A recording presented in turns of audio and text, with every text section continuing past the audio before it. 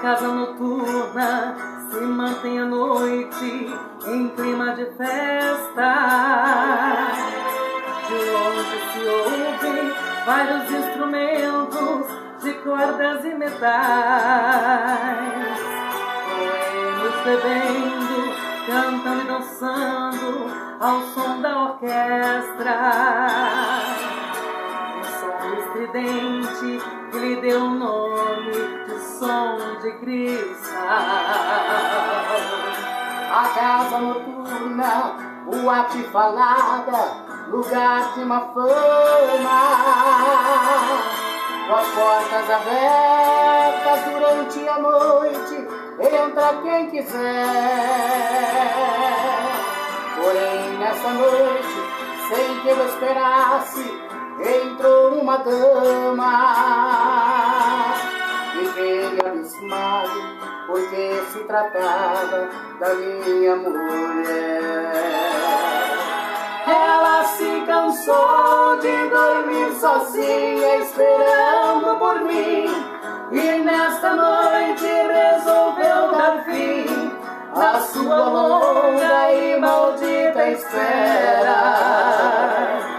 Ela não quis mais levar a vida de mulher honrada, se na verdade não adiantou nada ser mulher direita conforme ela era.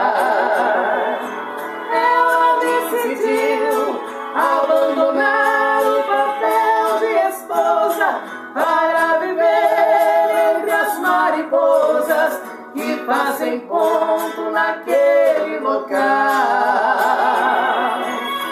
A minha vida, muito mais errante, agora continua. Transformei a esposa em mulher da rua, a mais nova dama do som de cristal.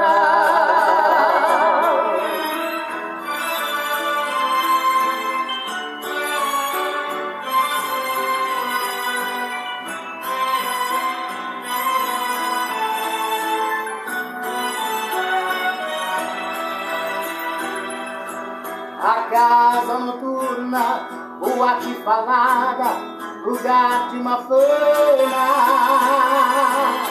com as portas abertas durante a noite, entra quem quiser. Porém, nesta noite, sem que eu esperasse, entrou uma dama. Fiquei abismado, porque se tratava da minha mulher.